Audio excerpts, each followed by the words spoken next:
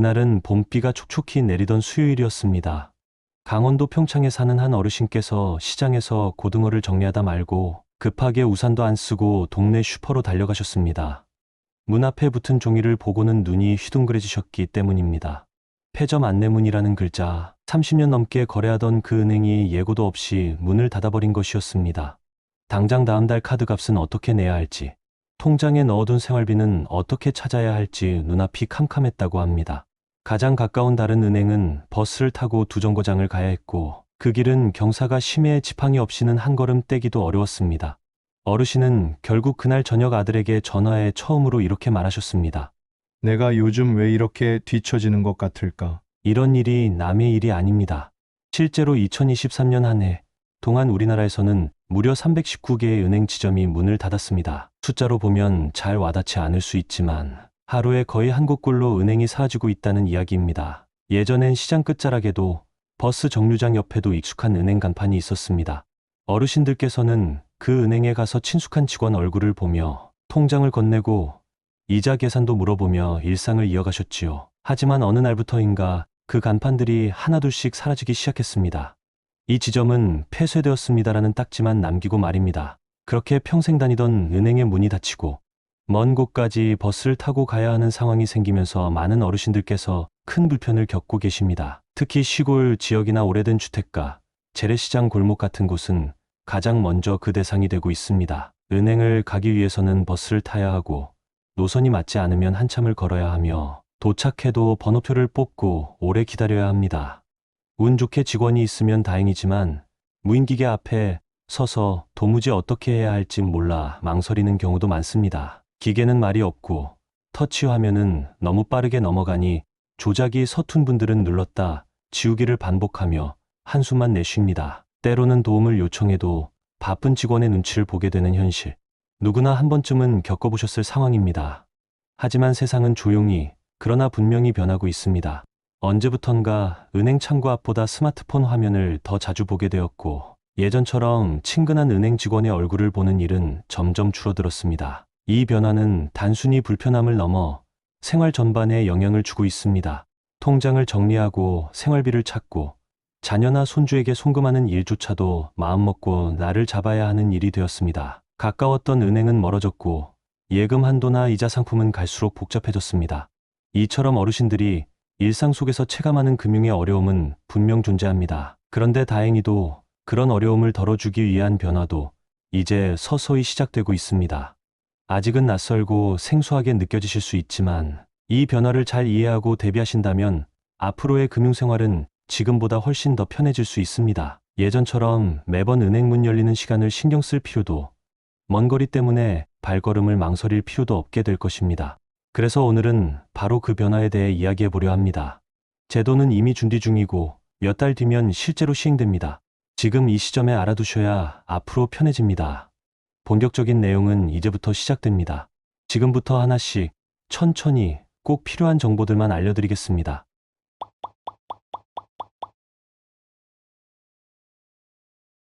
2025년 하반기부터 어르신들의 금융생활이 훨씬 편리해지고 안전해질 수 있는 중요한 제도들이 하나씩 시행됩니다. 예전에는 이런 변화들이 뉴스 한 줄로 지나갔고 실제 생활에 와닿지 않는 경우가 많았습니다.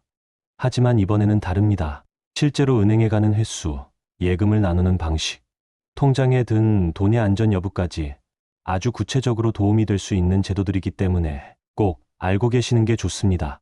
가장 먼저 눈여겨보셔야 할 것은 바로 예금자 보호 한도의 변화입니다.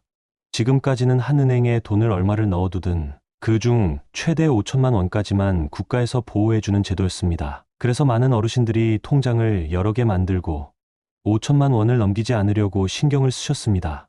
그런데 2025년 9월부터는 이 한도가 2배로 늘어납니다. 한 은행당 1억 원까지 보호해주는 겁니다. 국민은행에 9천만 원을 넣어두셨다면 전부 보호됩니다. 그리고 같은 방식으로 신한은행에도 9천만 원을 넣어두셨다면 그 돈도 전부 보호받을 수 있습니다. 은행이 다르면 각각 1억 원씩 따로 보호해준다는 뜻입니다. 하지만 여기서 꼭 기억하셔야 할 점이 있습니다. 같은 은행 안에서 통장을 여러 개 가지고 계셔도 금액은 모두 합쳐서 계산된다는 점입니다.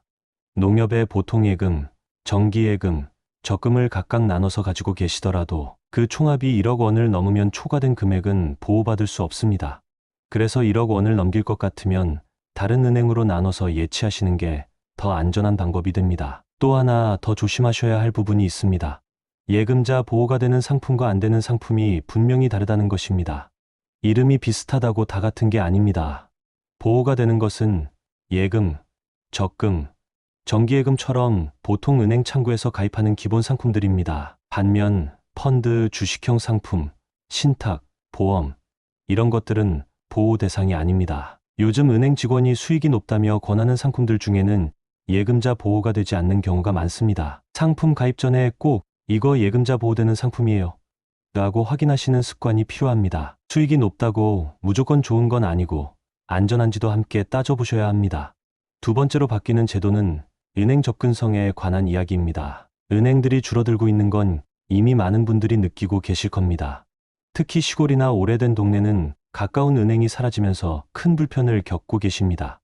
버스를 타고 몇 정거장을 가거나 가족의 도움을 받아야만 은행에 갈 수 있는 상황이 생긴 것이죠. 그런데 앞으로는 그런 불편이 크게 줄어들 전망입니다. 이제는 우체국이나 편의점, 농협 같은 곳에서도 일부 은행 업무를 대신 볼 수 있는 은행 대리업 제도가 시행되기 때문입니다. 2025년 7월부터는 일부 지역에서 시범 운영이 시작되고 9월 이후에는 전국적으로 확대됩니다.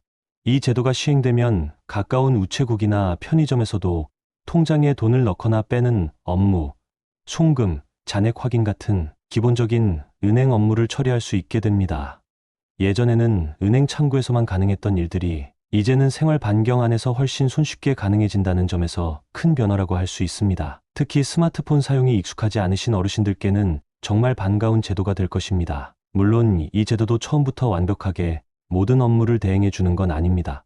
각 대리점마다 가능한 업무는 조금씩 다를 수 있고 아직 어떤 거래가 가능한지는 금융당국이 더 구체적인 지침을 마련 중입니다. 하지만 방향은 분명합니다. 멀리 가지 않아도 되는 은행 서비스, 기계보다 사람이 있는 곳에서 도움받는 서비스, 이것이 앞으로 어르신들의 금융 환경을 바꾸게 될 것입니다. 세 번째 변화는 지점 폐쇄 기준에 관한 제도입니다. 지금까지는 은행이 지점을 문 닫을 때 동네 주민들의 의견을 듣지 않아도 됐습니다. 그래서 아침에 은행 가셨다가 벽에 붙은 폐점 안내문만 보고 돌아오신 분들도 계셨습니다. 아무런 예고 없이 사라지는 은행. 이것은 단지 불편함이 아니라 생활의 기반이 흔들리는 일입니다. 그런데 이제는 그렇지 않습니다. 2025년 9월부터는 은행이 지점을 폐쇄하려면 반드시 그 지역 주민들의 의견을 들어야 하며 금융위원회의 허가까지 받아야만 문을 닫을 수 있게 됩니다. 동네 사람들의 생활 여건을 무시하고 일방적으로 지점을 없애는 일이 더는 가능하지 않다는 이야기입니다. 이 제도는 특히 시골 지역이나 노년층이 많이 거주하는 지역에서 매우 중요한 변화입니다. 통장이 곧 생활비이고 은행 창구가 곧 신뢰의 창구였던 분들께는 은행이 그냥 사라지는 일은 매우 큰 충격일 수 있습니다. 이제는 주민의 목소리가 반영되는 제도가 마련됨으로써 최소한의 절차와 보호가 생기는 셈입니다. 네 번째 제도는 이름이 조금 낯설지만 꼭 알아두셔야 할 오프라인 오픈뱅킹 제도입니다. 그동안은 신한은행 업무는 신한은행에서만, 농협 업무는 농협에서만 가능했기 때문에 여러 은행의 통장을 갖고 계신 분들은 이곳저곳을 다녀야 했습니다. 그런데 이제부터는 한 은행 창구에서 다른 은행의 계좌까지 확인하고 이체도 할 수 있는 길이 열립니다. 농협에 가셔서 국민은행 통장 잔액을 확인하고 그 돈을 다른 사람에게 송금하는 것까지 가능해지는 겁니다. 이것은 오픈뱅킹이라는 시스템을 창구에서도 이용할 수 있게 되는 제도로 2025년 하반기부터 단계적으로 시행될 예정입니다. 처음 이용할 때는 신분증을 꼭 지참하셔야 하며 내 통장을 다른 은행에서 조회할 수 있도록 접근 동의를 한 번만 해두면 이후부터는 계속 편리하게 이용하실 수 있습니다. 이 제도가 시행되면 여러 개의 은행 업무를 한 곳에서 처리할 수 있어 시간도 절약되고 은행을 여러 번 오갈 필요도 없어집니다. 특히 고령자나 거동이 불편하신 분들께는 실질적인 도움이 될 수 있습니다. 복잡한 금융 앱을 사용하는 대신 창구에서 직원의 도움을 받아 하나하나 확인하며 처리할 수 있다는 점도 이 제도의 큰 장점입니다. 이처럼 앞에서 소개해드린 제도들은 어르신들이 예전보다 훨씬 더 편하고 안전하게 금융생활을 하실 수 있도록 도와주는 방향으로 하나하나 준비되고 있습니다. 하지만 아무리 제도가 좋아도 실제로 내가 직접 활용하지 못하면 소용이 없습니다. 안내문만 읽고 좋은 제도네 하고 넘기면 아무 변화도 없습니다. 결국 나에게 이득이 되기 위해서는 알아야 하고 신청해야 하고 움직이셔야 합니다. 그래서 지금부터는 제도 변화만큼이나 중요한 어르신 금융생활 꿀팁 4가지를 자세히 알려드리겠습니다. 먼저 첫 번째 꿀팁은 거래 알림 문자 서비스를 꼭 신청하셔야 한다는 점입니다. 이건 정말로 간단하면서도 효과는 아주 큽니다. 요즘 보이스피싱이 얼마나 교묘해졌는지 모릅니다. 조용히 전화 한 통 받고 어쩌다 보니 돈이 빠져나가 있고 뒤늦게야 이상하다고 느끼는 일이 많습니다. 그런데 문자 알림 서비스를 신청해두면 내 통장에서 돈이 빠져나가는 순간 휴대폰으로 바로 알림이 옵니다. 돈을 찾든 누가 이체를 하든 실시간으로 문자가 오기 때문에 이상한 거래가 생기면 바로 눈치챌 수 있습니다.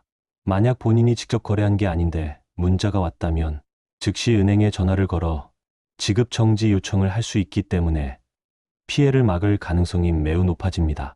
이 서비스는 대부분의 은행에서 무료로 제공되거나 월 1,000원 미만의 소액으로 운영되고 있습니다.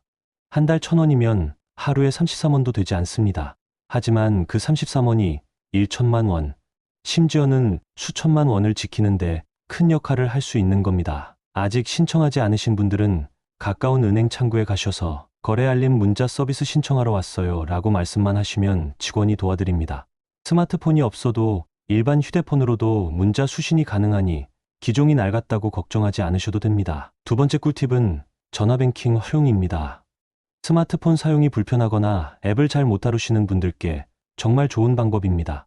요즘은 앱뱅킹이나 모바일 뱅킹이 대세처럼 보이지만 여전히 전화 한 통으로도 대부분의 금융 업무가 가능합니다. 내 통장 잔액을 확인하거나 생활비를 자녀 계좌로 송금하거나 예금 상태를 확인하는 일 등이 모두 전화로 가능합니다. 전화기 숫자, 버튼을 누르는 방식이라 훨씬 익숙하고 간편합니다. 다만 한 가지, 전화뱅킹은 아무 전화기나 바로 쓸 수 있는 것이 아니고 한 번은 직접 은행에 방문하셔서 등록을 하셔야 합니다. 등록하실 때 비밀번호를 정하고 본인 인증을 하면 그 이후부터는 집에서 전화기만 있으면 언제든지 이용할 수 있습니다. 이 전화뱅킹은 특히 혼자 계시는 어르신들이나 거동이 불편해 창구에 자주 가기 어려운 분들께 적극 추천해드립니다. 하루 중 원하는 시간에 조용히 전화만 걸면 되기 때문에 심리적인 부담도 덜하고 가족에게 부탁하지 않아도 되니 마음도 편해집니다. 비밀번호는 반드시 종이에 적지 말고 본인만 기억할 수 있는 안전한 방식으로 관리하시는 게 중요합니다. 세 번째 꿀팁은 바로 특판 정기예금 활용하기입니다. 이 부분은 조금만 신경 쓰시면 1년에 수십만 원, 많게는 100만 원 이상 차이가 날 수 있습니다. 은행들은 종종 일정 기간 동안 특별 판매 상품, 즉 특판 예금을 출시합니다. 이름은 그냥 정기예금인데 이자율이 평소보다 더 높은 상품입니다.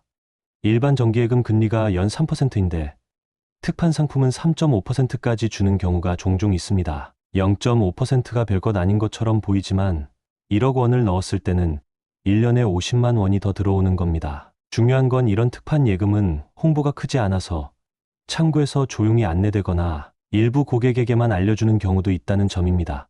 그래서 은행에 가셨을 때는 꼭 이렇게 말씀해 보시기 바랍니다. 요즘 특판 예금 있나요? 이렇게 한마디만 하셔도 됩니다.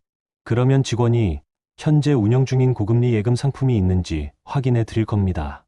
예금 기간은 보통 6개월에서 1년이고 금리는 정해진 기간 동안 고정되어 있어 변동 걱정 없이 안정적인 이자를 받을 수 있습니다. 고정 수입이 제한적인 어르신들께는 이런 방식이 노후 생활비 보충에 큰 도움이 됩니다. 마지막 네 번째 꿀팁은 고수익 금융상품 권유에 주의하기입니다.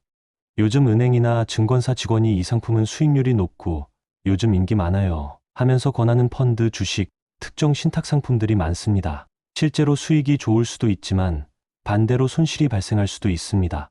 그리고 무엇보다 중요한 건 이런 상품들은 예금자 보호 대상이 아니라는 것입니다. 쉽게 말해 은행이 망하거나 문제가 생겨도 내 돈을 국가가 보호해주지 않는다는 이야기입니다. 그래서 누가 어떤 상품을 권하더라도 반드시 한마디는 꼭 하셔야 합니다. 이거 예금자 보호되는 상품이에요? 이 질문 하나만으로도 해당 상품이 안전한지 아닌지를 확인할 수 있습니다. 만약 직원이 말을 흐리거나 그건 아니지만 수익률이 높습니다라고 말한다면 그 상품은 고위험 상품일 가능성이 크다는 뜻입니다. 물론 일부 어르신들 중에는 여유 자금으로 투자를 하시는 분들도 계시지만 생활비나 의료비처럼 꼭 지켜야 할 돈은 무조건 예금자 보호가 되는 상품에 넣는 것이 안전합니다. 세상이 변해도 변하지 않아야 할 것이 있습니다. 그건 바로 평생 쌓아온 내 돈을 안전하게 지키고 내 손으로 직접 관리할 수 있어야 한다는 원칙입니다. 예전에는 은행 창구에 앉아 직원의 설명을 듣고 도장을 꾹 찍는 게 익숙한 방식이었습니다. 요즘은 그 자리를 스마트폰과 자동화 기계가 대신하고 있지만 정보만 제대로 알고 준비만 잘 해두면 누구보다 편하고 안전하게 지금의 금융 환경에서도 주도권을 가질 수 있습니다. 세금이나 제도는 기다려주지 않습니다. 바뀌는 제도를 나중에 알게 되면 이미 기회를 놓친 뒤일 수도 있습니다. 오늘의 이야기가 마음에 남으셨다면 한 번쯤 가족이나 친구, 이웃과 함께 나눠보시는 건 어떨까요? 정보는 나누면 나눌수록 삶의 지혜가 되어 더 큰 힘을 갖게 됩니다. 지혜는 나눌수록 커지고 손에 쥔 정보는 서로의 삶을 더욱 단단하게 만들어줍니다. 오늘 이 시간이 그런 시작이 되셨길 바랍니다.